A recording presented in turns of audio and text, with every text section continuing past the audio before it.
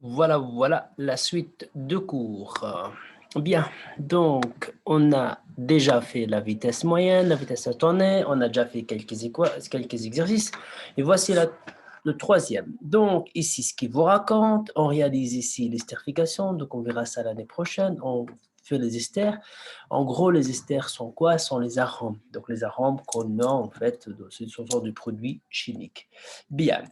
Donc, voilà. Donc ici, il dit qu'il a mis une mol là initiale. Il a mis une mol ici. Donc ça, c'est initialement.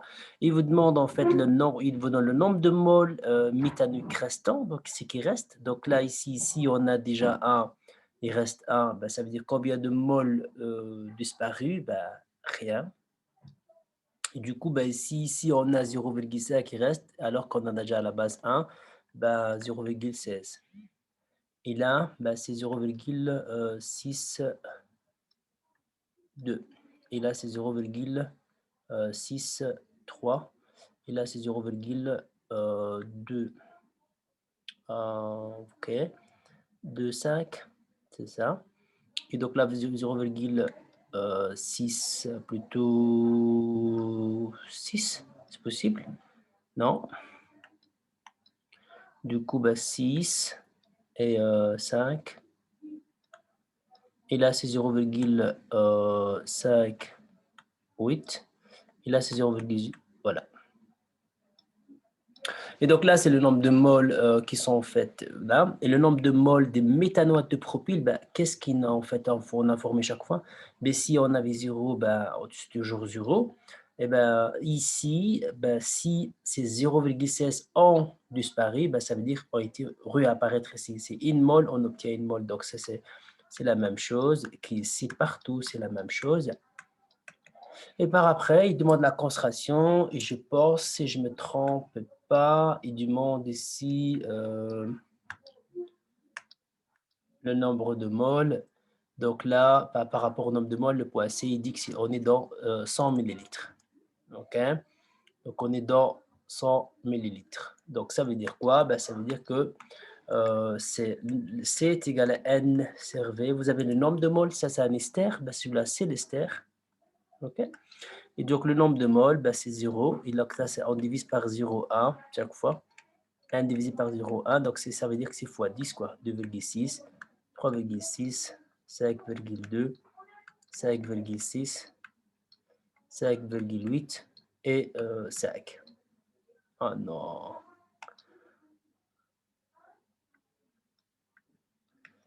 Ah, il m'en semble bien que je fais une petite connerie. Donc, c'est pas 5. Il m'en semble bien que ça, c'est 4, 2. Et là, c'est 4, 6. Et là, c'est 4, 8. Du coup, là, c'est 4,2, 4,6, 4,8. OK? Et par après, la question A, on l'a fait. Question B, on l'a fait. Et donc, ça, c'est le nombre de moles partout. Ce qu'il demande après, c'est de tracer ça graphiquement. OK? Donc, tracer ça graphiquement. Donc, on peut garder toutes les données, on peut le tracer. Donc, ce qu'il demande, et si je vais le tracer ici, les graphiques, pour avoir ça plus facile.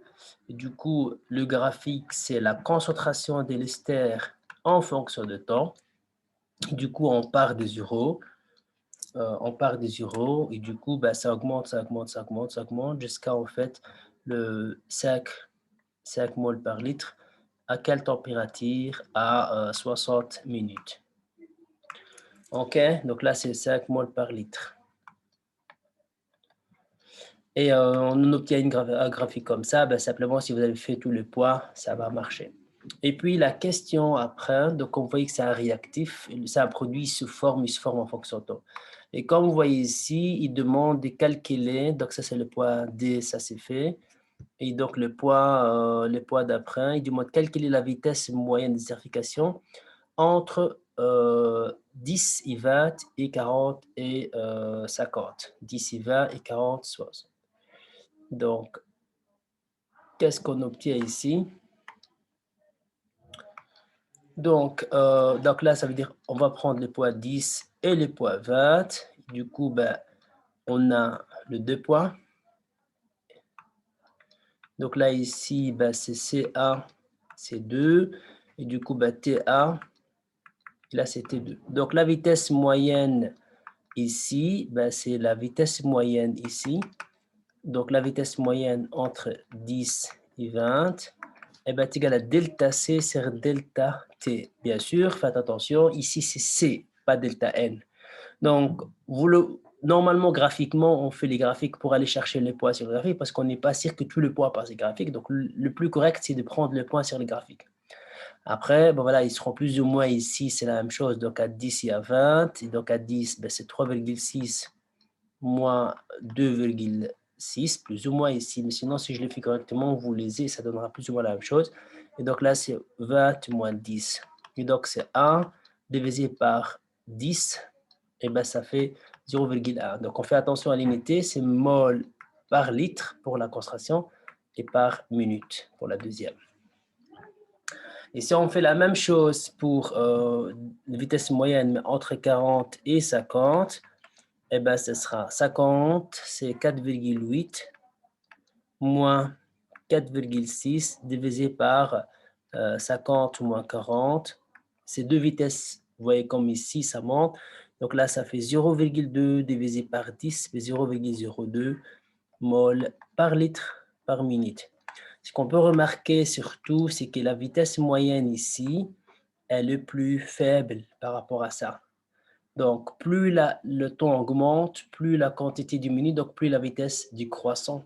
C'est normal parce que c'est comme vous voyez ici, donc il est du croissant, on a moins en moins de produits, donc on produit moins en moins d'ester. Okay? Ça, c'est pour cette partie. Donc, ça, c'est pour cette question. Donc, vous n'oubliez pas à faire le test 2 ici pour ça. Donc, le test 2.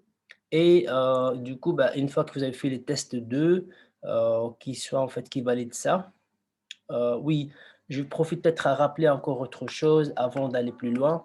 Supposons que on a les graphiques ici et on vous demande de calculer la vitesse instantanée, par exemple, à une température ici. Donc, la vitesse instantanée, comme je l'ai dit, la vitesse instantanée, I, ben, ici, se détermine graphiquement. C'est toujours graphiquement. Comment?